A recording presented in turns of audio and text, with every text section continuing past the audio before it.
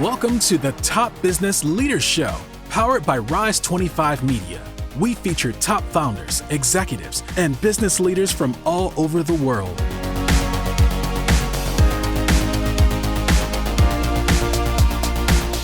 Chad Franzen here, co-host for this show where we feature top restaurateurs, investors, and business leaders. This is part of our SpotOn series. SpotOn has the best-in-class payment platform for retail, and they have a flagship solution called SpotOn Restaurant, where they combine marketing, software, and payments all in one. They've served everyone from larger chains like Dairy Queen and Subway to small mom and pop restaurants. To learn more, go to SpotOn.com. This episode is brought to you by Rise 25. We help B2B businesses to get ROI, clients, referrals, and strategic partnerships through Done-For-You podcasts. If you have a B2B business and want to build great relationships with clients, referral partners, and thought leaders in your space, there's no better way to do it than through podcasts and content marketing. To learn more, go to rise25media.com or email us at support@rise25media.com. Joey Cioffi is founder and CEO of The Salad House with 6 New Jersey locations and 3 more coming soon. Hey, Joey, thanks so much for joining me today. How are you? Thanks for having me. I'm doing great. Beautiful day here in New Jersey, and I'm excited to chop it up with you. Yeah, very nice. So as I mentioned, you're the founder of The Salad House. Prior to that, what was your background? So I'm going to kind of give you, it's kind of, it's a little confusing without starting from the beginning. I'm a proud descendant of, immigrant parents. They came over from Italy, chasing the American dream. They used food as the vessel to achieve the American dream. So I was kind of born into the business. So I was kind of, as soon as I was able to be able to reach over the counter, start ringing people up and washing dishes. And, so I kind of was born into the business, through my parents, and they're hardworking, and their stores that they opened up, when they first moved they moved to New Jersey from Italy. What kind of stores did they open up? So they, excuse me, I'm sorry, Chad. Oh, no problem. I put it on mute. That's all right. When you have all these places, I'm sorry. So when they first came over, it's actually a little bit more interesting in a sense where when they first came over, they didn't know what they were going to do. It was my mom and dad. They were 18 years old. They were newlyweds. They had no clue as to what path they were going to take. They didn't know the language, so it was very difficult. The streets weren't paved in gold like they were kind of sold on that. So when they came here, they first worked in some factory, and it was like 7 days a week. They lived in a little tiny apartment, and it was just really, really tough sledding. Like it was just they were just like, what do we do? We left Italy where life was so nice, and they came over here thinking that you automatically become you make money just from coming over to America. My father started. They went to this one pizzeria in Newark that my father used to frequent, and he got to know the owner. And the owner's like, he was like, "Why don't you learn how to make pizzas? Why don't you come behind, come help me out and stuff like that?" So he goes, "I'll pay in food and be able to just hook you up." So my father started learning how to make pizzas, and he got pretty good at it pretty quickly. And he started realizing, he's this guy, after him working a couple of shifts where he thought he was just going to get paid in food, the guy's like, here's $25. Like back then in the 50s, late 50s, $25, like he made that an entire week's worth of work. And this guy was giving it to him after a day or two of service. He's like, he goes, there's something to this business. So, he started working for the guy, and eventually the guy was like, "You know what? I had enough of this business." He goes, "I'll sell you the business and the building, like it was apartment above the restaurant." And my father was able to scrounge up a little bit of money and basically take a loan and be able to open up Tony's Pizzeria, which is still there in Newark to this day, back from the 50s. So he's the original Tony. He's no longer the owner, but he was the original Tony. And, he had to grind, man. He had to really sink, it was so, it's crazy to think now that I look back on it. And, he had an apartment upstairs where he had to basically, the place was open 24 hours a day because he was getting phone calls like in the middle of the night. People were like in the weekends, maybe drunk or something, calling up. So like he'd have a cell phone, he'd wake up, take the water, go downstairs, make the pizza, and then deliver it. Like that's the kind of hustle that my father had. and I have the most respect for them, for everything they've done. But so that was sort of like the beginning of this journey. Then fast forward, years gone by, they ended up moving restaurants, like, buying closer in the suburbs, Union, and then Springfield, New Jersey that's the place I pretty much grew up in working. We've opened up it's an Italian deli, pizzeria, caterer, opened in 1981. And I was basically, born into the business in that specific location. So you founded the Salad House. Before we get into kind of like the evolution of it, just tell me about maybe what a customer can expect when they go there today. Okay. So I'll try and fast forward. I'm sorry. I'm very passionate about my dad. Sure. How it started. Good for you. So being in the food business, I got an education there better than any school. I graduated Monmouth University 4 years, played football there, got a finance degree, went on Wall Street. Wasn't for me. Went back into the family business, and being in that business, it teaches you so much about life. It teaches you about you really understand where money comes from. It's an old expression, where the money comes from, and it also kind of teaches you to hustle, like to get out there and go get it. My father, but as I was there, I always wanted more for my life, and I always wanted to I was always paying attention to the food trends and figuring out what the next move might be. And as much as my father and my brother's 14 years older than me, the way they ran that store, I wanted something a little bit different because I hate to say that they were handcuffed to the business, but they were handcuffed. We all were handcuffed to the business. I mean, there was never big family vacations and, working 6-7 days a week. We had a shore house that we never went to, it was good business, but at the same time, there was no, the free time wasn't there. So I kind of wanted to create something where I saw the food trend going, but I also wanted to make something that was scalable and be able to, kind of like plug in and then open up another location and open another location. So the Salad House, the idea came up in 2010, where I was at a traffic light. I saw a vacant storefront in Millburn, New Jersey, where and right away a light bulb went off in my head because my wife would always complain that there was no chopped salads in the area, and it was all in New York City on every street corner, but in the suburbs there was no chopped salads. So I went home that night, and I'll never forget. I stayed up till like 3-4 in the morning writing up a business plan, and I was just like, I think this is it. But I wanted to do it in my own way. I didn't want to follow the lead of Chopped or any of these other salad concepts. I wanted something a little bit more that lended itself more to suburbs and to families because I have a young family, 3 kids, and I know the struggle when everyone's asking, what do you want to eat?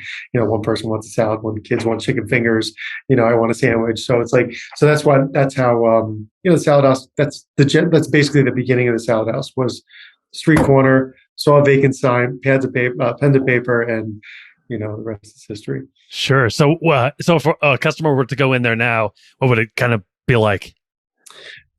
So we are a custom salad shop where you customize make your own salad. We've now implemented kiosks in all our locations, so it makes it a little bit easier.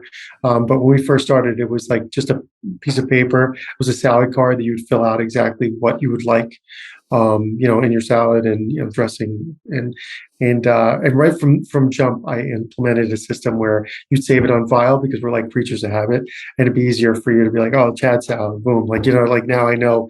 It's in the system. It's easy. Call up. Here's my telephone number. Boop, your salad comes up. So, but not only that, the Salad House it's more for us every day. You know what I mean? It's not like everyday people where it's like, what? Yeah, you want to eat a salad, but you could also get fries with that salad. You want to eat a salad, but maybe today you wanted a sandwich, a smoothie, something a little bit heartier, like our fried appetizers, like our buffalo poppers, so it's like you get more. We're healthy-ish, you know what I mean? And we do all the staples of like the healthy salad. So we're not like that confusing, crazy, these ingredients that you have to Google when you walk in there. So it's a warm environment where you're not feeling any sort of, oh, it's too chic for me, or, oh, it's like I got construction workers at decided they want to eat healthier. They wanted to, they come in there and they don't feel intimidated when they walk into my store. So you opened up your first location more than 10 years ago. Where was that, and what were the early days there like? So it was in 2011. That's when we finally, got Hmm. opened the doors, and it was a success right from jump. We were doing really well, and there's a lot of tweaks. There was a lot of, when you start a concept, there was always like, mistakes and trying to figure things out. Especially considering the space I took was pretty small. It was like a little over 900 square feet. So it was like it was like a small space, especially considering, our footprint now. There was a, we were learning as we were growing. But then I started getting customers from other towns, most notably Morristown, New Jersey. So from Millburn, they were driving 25 minutes away from Morristown to come to Salad House multiple times a week. So I was just like, you know what, I think I got to get myself into this town. So I did the old school walk. I walked the streets, and asking people, where do I get a chopped salad? Where can I get? And right away, like, no, well, you can go to this restaurant or this pizzeria, and I asked them to chop the salad. I'm like, so I was like, okay, this is a good town for it. Was able to open up my second location. It was in right around 2014-ish. I'm starting to forget years as things are moving around. 2000, and we got in there, and right away, Morristown was also successful. So it was exciting times, but I had two stores and the family business that, like, I was taking a flyer on this and, seeing if this worked. So like my hands were full with three children at home as well. Yeah. Well, you said you were successful right from the jump. Why do you think that was? There was a void in the marketplace, and I think there's a void in the in suburbs, and even in in middle America and other places around, where it's like, eating salad isn't taboo anymore.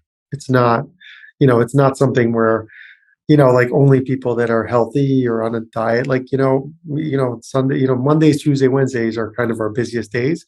And I always be like, oh man, it's crazy. We're always busy Monday, Tuesday, Wednesday. In the pizzeria business, we're always busy later in the week, like Thursday, Friday, Saturday. And then one Sunday, it's like, I can't believe I didn't think about this earlier. One Sunday, I ate like crap all day long, barbecue, stuff like that. I'm like, oh, tomorrow I'm gonna start a diet. And I was like, oh, that's why we're busy. Oh, So there you go. it makes sense, as to why, we are, but so I thought, long answer to your question. I just figured, there is a void in market, there's a void, for salad and healthier food. So there's a void in the marketplace, and you were successful in your first location. How did the word spread to these other towns? The people were coming in to your first location, over those first 3 years to get salad. Word of mouth. I mean, it really word of mouth. Social media was just beginning to start. You know what I mean? So Facebook, I was pretty active, with Facebook and getting it out there and just, snapping pictures, putting them out, and and it was just, my father always taught me good quality food and good quality food, with good service, never cutting corners, and that's a recipe for success in this business, and but fairly priced, like we weren't killing you, you know what I mean? But it was, it was a lot of things. But again, it all stems back to, my early years in learning, the do's and the don'ts. Yeah. Was there any thing that you learned upon opening the place? That I know you were born into that. You spent your whole life in the restaurant business almost. Was there anything that kind of was a learning experience for you as the absolute person running the show, as opposed to, maybe helping out or working with other family members? Well, God, there was so much. There was so much. From balancing your bills, your payroll. But the thing that was the most pivotal part of this company, and I say it all the time, it all started with me. But I was fortunate enough to have a friend that, became my business partner in the franchisor. It just so happened he was a customer at Cioffi's, my Italian deli in Springfield, for many, many years. Worked at a hedge fund, and loved the business. We've established a friendship through, from the store, and he had an injury, so he had a paddleboard he injured his shoulder, so he wasn't able to work out. So he had to eat a little healthier. He's like, "Oh, I'm gonna try your salad place out in Melbourne." Tried it, loved it, became a regular. Was like loving the salad house. He's like, "Oh my God." He goes, "If you ever franchise this, or if you ever get this and you want to scale this, let me know and I'll join forces with you and we'll go." So, in 2000, I think it was, I'm sorry, I'm not good with dates, but I think it was like 2015 or so. No, 2015, 16, we struck a deal where he would be my partner and he'd open up a franchise location in Westfield.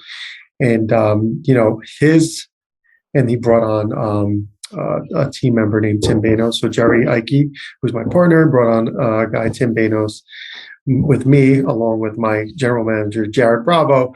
We kind of formed this little team. And, I learned so much from him. I feel he learned from me. And it became like such a great feeling to have other people in the room, because it is a lot. It's a lot for one person to have to figure these things out. And they came in and they just stripped the place down in a sense where cost of goods and stuff that I never paid attention to in a mom and pop store. You don't really have to pay attention so much. It's like at the end of the week, you're making money. All right, things are good. All right, it's fine. But when you're selling franchises and you want to scale this and open up multiple locations, you need to know every last thing, from the forks to the garbage bags, to every component of the business. And that was it was tough. It was very hard, because it was, you feel like, oh my God, I didn't know, but then it was great to have other people in the room that did know. And together, we just strengthened the foundation of this brand that just made us stronger. And, and then once we really got to a point where we felt comfortable and we were all making really good money, selling the franchise became pretty, easy. Like, we were getting people that were, somebody bought the first location from me. He ended up buying a second location because he was doing so well in Melbourne. He opened up Montclair, bought the territory, hasn't even opened up a place in Summit and Chatham. And then his friend ended up buying 3 units. Another friend bought 2 units. And from there, it was just like, because again, like word of mouth with the brand, like your earlier question, when you said, hey, how did people know about the salad house? Well, when people started making money at the salad house, this business became a business. It was a real business. And it was, a good opportunity, especially being at the ground level, at the ground floor of, pretty much our launching point. So, so like you said, we do have, we have 6 open, 3 that are under construction, should be open by the end of June. But we also have 13 signed for, that we're hopefully opening within the next 24 to, 36 months or so. Wow. So we'll be at 20 units before, hopefully in 2023. Okay. So how many would that be? It'll be altogether 19, 20 units right now. Okay. We have penciled in. So what do you think, what makes the Salad House a good franchise opportunity? Because, I always wanted to listen. I'm a regular guy, and most of us are, most of us are just like, yeah, sometimes I want to go on a diet. Sometimes I want to eat, like some, crappy. And like, I felt as though, consumers have become a lot more educated when they put food in their body, like the McDonald's and not knocking them because they were great and they did their thing. They made billions of dollars. Like they're amazing, but fast casual, the landscape kind of changed with Chipotle, kind of spearheading that, you know what I mean? And then, healthy, better quality, burgers like Five Guys, Smash Burger, like these other companies started coming. And what we are is, we're a fast casual option for pretty much anybody. It's like your whole family at home, your work family. You know what I mean? So we do something that other people don't. So we don't really have like people are like, oh, who's your competitor? Stuff like that. Is it Sweetgreen? Is it Chop? I'm like, no, we're kind of in our own lane, like we're really, which is pretty appealing to somebody that's like, wants to get, as a business opportunity, you see us as, wow, like this is kind of like I hate to say unicorn because, but like a unicorn. Mm-hmm. So you have, so there are 6 current locations in New Jersey, 3 more to come. What are kind of your goals? And you said you have 13 potentially to come in the next year or two. What are some of your goals? Do you want to stay in the East Coast, or what are your thoughts on kind of your expansion process? Well, we just got approved to be registered in New York City. I mean, in New York, the state of New York. So we have a location in Brooklyn that we're going to announce shortly. I'm announcing it here. Mm-hmm. So, we have that. So the East Coast is, like we wanted to be able to service and grow organically. You know what I mean? So yeah, we do want to start here. But, we're probably going to start shopping it out of state, and, states that we believe that it'll succeed. Like I have strong feelings about Florida, especially with the exodus of the East Coast. A lot of people are moving down to Florida, that were used to the East Coast here. So, definitely have my eye on Florida and, in South Carolina. Like we have some spots that we're hot on, but we haven't found. We want to find people that have experience in the franchise business. Like we want people that have multiple units and understand how to run a proper place, because that's a reason why we haven't expanded. We could expand it a lot quicker. We could have sold so many more units, but we're kind of being very picky with, who we're, awarding these franchises to. What's kind of like a good location in town for a place like the Salad House? Well, we have, most of ours are like walking downtowns, like somewhat, upper middle class type areas, but, we're opening up in the city, in Newark. And you know what? Morristown is similar to that too, where it's like almost like a city type vibe. But we also have a standalone, in Livingston, New Jersey, that's on somewhat of a highway. So like we kind of like I honestly, and I'm not just saying it, I believe we could be anywhere as long as and the healthy eating is not relegated just to like the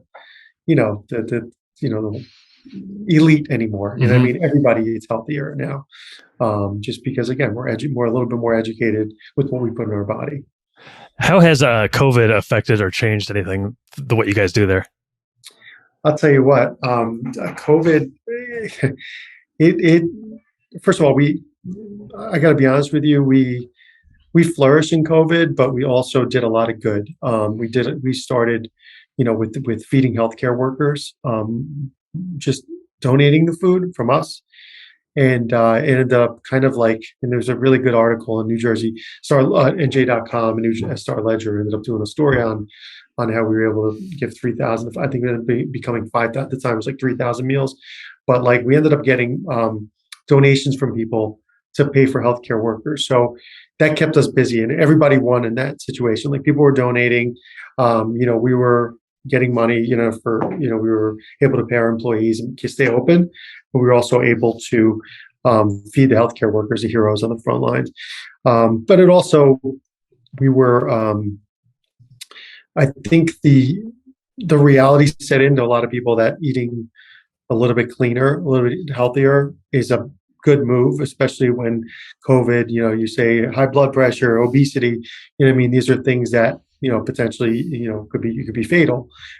So I think people, we became a little bit more in the rotation of people's, choice of food. And we were already, and I'll be honest with you, we were ready for COVID before COVID, because we already had third party integration with, DoorDash, Uber Eats. We had an app, online ordering, curbside takeaway. The curbside takeaway was actually, I started that almost in the beginning, because I remember seeing moms come into my store and not be able to get out. So I'm like, just call up and we'll bring it to the curbside. So like we used to do that in Millburn and Morristown pretty often. So like we were like, oh, this is like something we do already, while people were just figuring it out. So. Sure. Very nice. Hey, how can people find out more about the Salad House, both as a restaurant, if they're a customer, or as a franchisee possibility? So we are on Instagram at the Salad House. We just got our blue check mark, so we're really official. We just got, that was a pretty cool moment to get that blue check mark. So we're at the Salad House on Instagram, Facebook. We are / the Salad House. And our website is www.thesaladhouse.com. So pretty easy. Sounds good. Sounds good. Hey, final question for you. If you were to go to the Salad House as a customer, what would be your go-to item? Tough, man. We got some really good stuff. I like we have a crispy shrimp sandwich. It's like crispy shrimp with avocado and a little spicy mayo, and it's like some lettuce, and it's got a little bite, but it's really, really delicious. Sounds good. Hey, Joey, I really appreciate your time. It's been fun to talk to you and hear your story. I really appreciate it. No problem, man. Thank you for having me, and good luck in the future. Yeah, you too. Thank you.